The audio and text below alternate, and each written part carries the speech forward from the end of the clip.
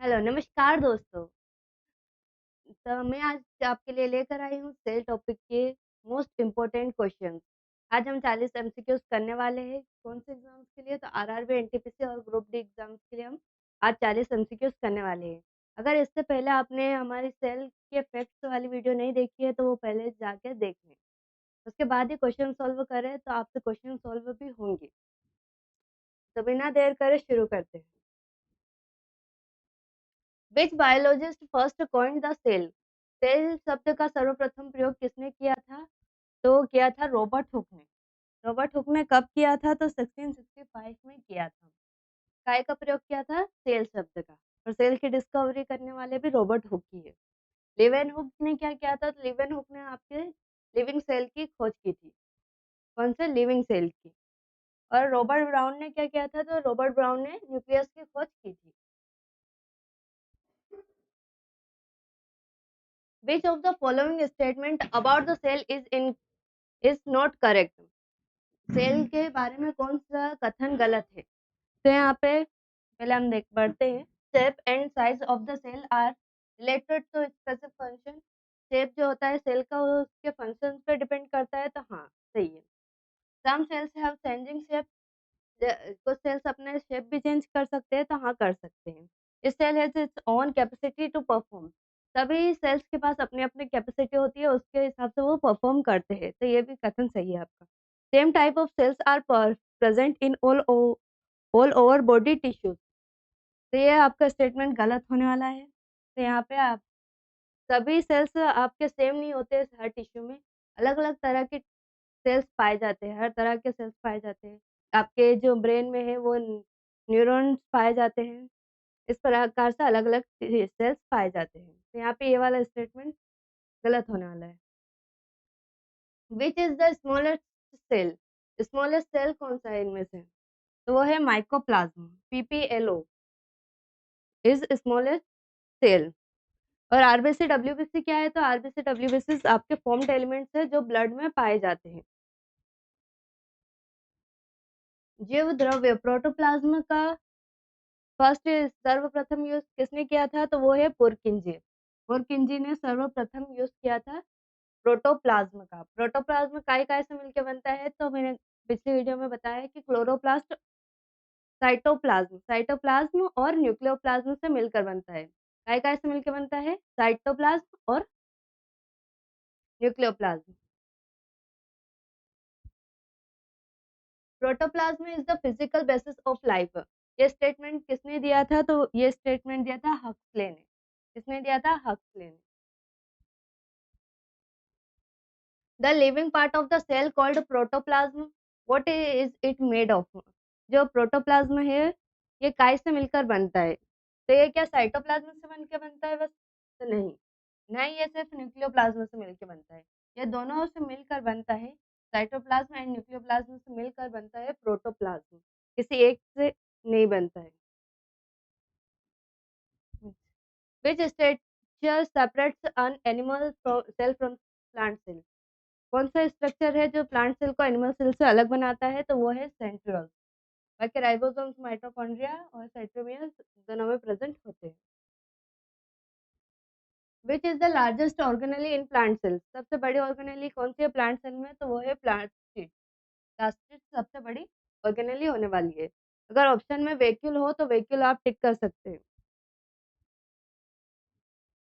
What is the outermost covering of the plant cell called?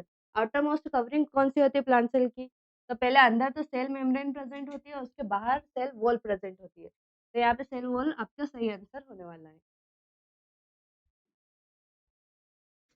Cell wall होती है, cell wall क्या होती है? परमिएबल। और सिलेक्टिव और सेमी परमिएबल कौन होता है? तो वो सेल मेम्ब्रेन होती है।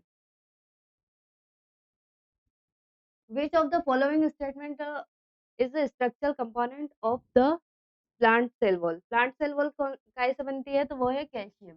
कैल्शियम से मिलकर आपकी प्लांट सेल वॉल बनी होती है, इसलिए वो बहुत रिजिड होती है। Which of this provides a definite shape of the cell? Cell को शेप कौन दे रहा होता है? तो सबसे बाहर जो प्रेजेंट होगा वही सेल को शेप दे रहा होगा। तो कौन प्रेजेंट होता है? सेल मेम्ब्रेन, कोशिका झिल्ली। बाकी जो न्यूक्लियस, राइबोसोम और गोल्गी बॉडी है वो अंदर प्रेजेंट होते हैं cell. Which cell organelle is found only in plant cell? कौन सी ऑर्गेनेली है जो प्लांट सेल में ही प्रेजेंट होती है सिर्फ? तो वो है कोशिका भित्ति। Mitochondria was discovered by boom. Mitochondria जो है उसकी खोज किसने की थी? तो वो है अल्टमैन। अल्टमैन ने माइटोकॉन्ड्रिया की खोज की थी। और पेलेट जो है इन्होंने खोज की थी राइबोसोम की। राइबोसोम को पेलेट पार्टिकल भी कहा जाता है इसलिए। Which is called the power house of the cell? Power house of the cell किसको कहा जाता है? तो माइटोकॉन्ड्रिया को कहा जाता है। माइटोकॉन्ड्रिया को power house of the cell कहा जाता है। फिर लाइसोसोम्स को क्या कहा जाता है? तो लाइसोसोम्स को सुसाइड बेग कहा जाता है क्योंकि ये फॉरेन पार्टिकल्स को ग्लव करता है और डिस्ट्रॉय कर देता है। और राइबोसोम्स का फंक्शन क्या है? तो वो है प्रोटीन संश्लेषण। गोल्गी बॉडी सिक्रेशन करवाता है। If mitochondria stops working, mitochondria अगर अपना कार्य बंद कर दे तो क्या नहीं हो पाएगा? ऑक्सीडेशन ऑफ फूड नहीं हो पाएगा क्योंकि ये रेस्पिरेशन में भी मदद कर रहा होता है mitochondria. What is the inner folds of mitochondria called? Mitochondria के जो इनर फोल्ड्स बन जाते हैं वो उनको क्या कहा जाता है? तो उनको कहा जाता है क्रिस्टे। क्रिस्टे जो है वो मदद कर रहे होते हैं एटीपी सिंथेसिस में। In which is mitochondria absent? Mitochondria किसमें एब्सेंट रहता है? तो माइटोकॉन्ड्रिया जो है प्रोकैरियोटिक एनिमल ऑर्गेनिजम्स में एब्सेंट रहता है क्योंकि प्रोकैरियोटिक में जो मेम्ब्रेन बाउंड ऑर्गेनेलिज होती है वो डेवलप नहीं हो पाती है। तो यहाँ पे जीवाणु में आपका माइटोकॉन्ड्रिया प्रेजेंट नहीं होगा।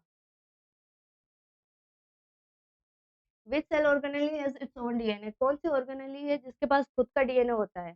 तो वो है माइटोकॉन्ड्रिया। माइटोकॉन्ड्रिया के पास खुद का डीएनए होता है और ये खुद ही अपने आप को रेप्लिकेट कर सकता है, 102 बन सकता है। What which function will not be performed in the absence of ribosomes? Ribosomes अगर एब्सेंट होंगे तो कौन सा फंक्शन है जो नहीं हो पाएगा? तो रेस्पिरेशन माइटोकॉन्ड्रिया करवा रहा है तो इसमें कोई मतलब नहीं है इसका। फिर एक्सक्रीशन आपके डाइजेस्टिव एंजाइम से और ये सब मिलकर बाद में करवाते हैं वो अलग। और प्रोटीन संश्लेषण जो है वो राइबोसोम्स करवा रहा होता है। अगर राइबोसोम्स नहीं होगा तो प्रोटीन संश्लेषण भी नहीं होगा। Where does protein synthesis takes place in the cell? Protein synthesis कहाँ होता है? तो राइबोसोम्स में होता है।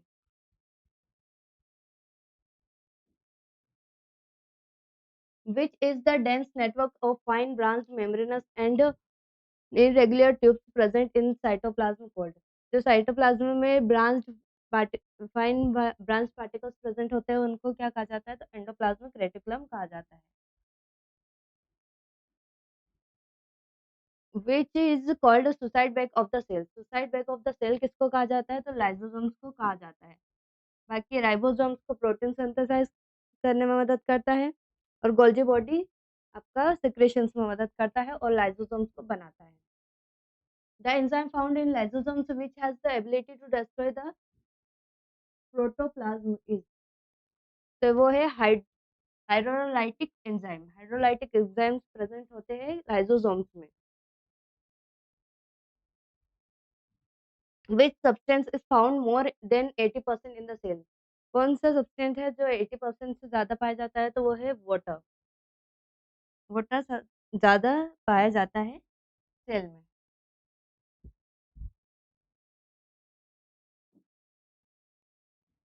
Which is this cell organelles mainly acts as a storehouse of the cell? Storehouse of the cell कौन होता है? तो वो है लाइसोसोम। लाइसोसोम्स जो है स्टोर करके रखते हैं चीजों को, सब्सटेंस को। Due to the presence of which are difference or is found between a plant cell and an animal cell? Animal cell और प्लांट सेल में कौन डिफरेंशिएट करता है? तो वो है कोशिका भित्ति। कोशिका भित्ति जो है प्लांट सेल को एनिमल सेल से अलग बनाती है। Which is the called the kitchen of the plant cell? Plant cell में आपका क्लोरोप्लास्ट है जो प्रेजेंट रहता है और ये किचन होता है प्लांट्स का। What is the main function of Golgi body? Golgi body का मेन फंक्शन क्या है? तो वो है secretion. Who first proposed double helix model of DNA? DNA का डबल हेलिक्स मॉडल किसने प्रपोज किया था फर्स्ट? तो वो है वाटसन और क्रिक। वाटसन और क्रिक ने double helix model of DNA दिया था। Who first discovered nucleus? Nucleus की खोज किसने की थी? तो रॉबर्ट ब्राउन ने। बाकी लेवेनहुक ने लिविंग सेल की खोज की थी और शॉन ने थ्योरी दी थी cell. Who coined the term chromosome? Chromosome term का सर्वप्रथम यूज किसने किया था? तो वो है वेल्डियर। वेल्डियर ने सर्वप्रथम प्रयोग किया था। True nucleus is absent in which of the following? जो अब ये न्यूक्लियस जो है मेम्ब्रेन बाउंड ऑर्गेनेली है, तो ये किसमें एब्सेंट होगी? जो प्रोकैरियोटिक होंगे। प्रोकैरियोटिक कौन है? तो जीवाणु। जहाँ पे भी आपको दिख जाए बैक्टीरिया और दिख जाए कि मेम्ब्रेन नहीं है, मेम्ब्रेन बाउंड ऑर्गेनेली एब्सेंट है, तो वहाँ बैक्टीरिया को आप टिक करके आ सकते हैं। In which are the maximum number of chromosome found? सबसे ज्यादा क्रोमोसोम किसमें होते हैं? तो वो होते हैं मनुष्य में। Where is DNA found outside the nucleus? Nucleus के अलावा किसके पास डीएनए होता है? तो न्यूक्लियस के अलावा जो है माइटोकॉन्ड्रिया, माइटोकॉन्ड्रिया के पास न्यूक्लियस डीएनए होता है। From which cell organelle is lysosome formed? Lysosomes को कौन बनाता है? तो लाइसोसोम्स को गोल्गी काई बनाता है। कौन बनाता है? गोल्गी काई। Which gives various attractive colour to flower and seed? Flower और सीड्स को एट्रैक्टिव कलर कौन देता है? तो देता है chromoplast. Chromoplast flower and seeds को वेरी एट्रैक्टिव कलर दे रहा होता है। और ल्यूकोप्लास्ट रूट को कलर देता है और क्लोरोप्लास्ट पत्तियों को कलर देता है। पत्तियों को हरा रंग कौन देता है? तो पत्तियों को हरा रंग क्लोरोप्लास्ट देता है। Where are leucoplast mainly found? Leucoplast जो है कलरलेस है, तो ये कहाँ पे प्रेजेंट होता है? मेनली रूट्स में, जड़ों की कोशिकाओं में प्रेजेंट होता है। कौन प्रेजेंट होता है? ल्यूकोप्लास्ट। लीव्स में कौन प्रेजेंट होता है? तो क्लोरोप्लास्ट।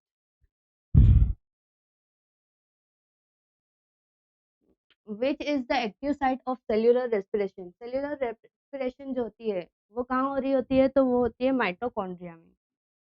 बाकी गोल्जी बॉडी में क्या होता है? तो सेक्रेशन होता है और लाइसोसोम फॉर्मेशन होता है। राइबोसोम्स में क्या होता है? तो प्रोटीन सिंथेसाइज होता है। लाइसोसोम्स में क्या होता है? तो डिस्ट्रॉय होते हैं फॉरेन पार्टिकल्स जो काम के नहीं होते सेल के लिए, और सेल भी डिस्ट्रॉय होता है। What is the cold currency of energy currency of cellular process? तो सेल्यूलर प्रोसेस का की करेंसी को क्या बोलते हैं? तो एड्रोसिन ट्राइफॉस्फेट एटीपी।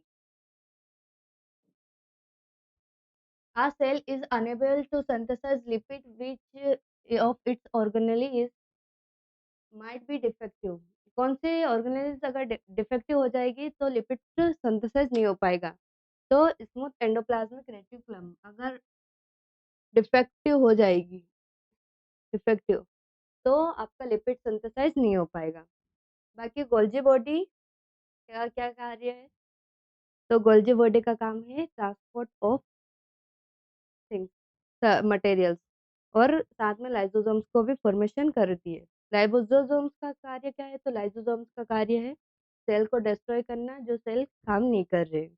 माइटोकॉन्ड्रिया का कार्य क्या है? तो सेल्यूलर रेस्पिरेशन, सेल में रेस्पिरेशन करवाना, और इसी से आपका एटीपी सिंथेसाइज होता है। तो धन्यवाद, आज के लिए इतना ही। फिर मिलते हैं अगली वीडियो में। और अगर आपने हमारी पिछली वीडियो नहीं देखी है तो अवश्य देख लें। धन्यवाद।